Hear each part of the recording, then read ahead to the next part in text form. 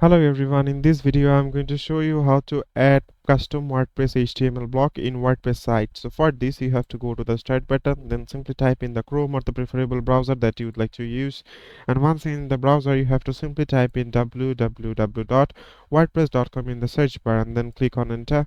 After that you have to simply log into your own account and it will simply take you to this dashboard. From here in the quick links section you have to just simply click on the edit site option, and once you click on the edit site it will simply take you to your site. Like as you can see here, we have already opened up our site here, and what you need to do is simply click on the plus icon in the top navigation bar. Here is blue mark, the plus icon.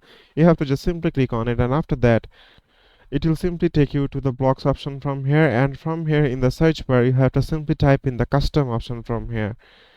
Once you search in the custom option, here you will get the option of custom HTML. Just simply click on the custom HTML from here, and once you do the custom HTML you can just simply add it to here, and now here you can just simply type in the right HTML section whatever you want. So it is as simple as that, guys. Thank you very much for watching this video.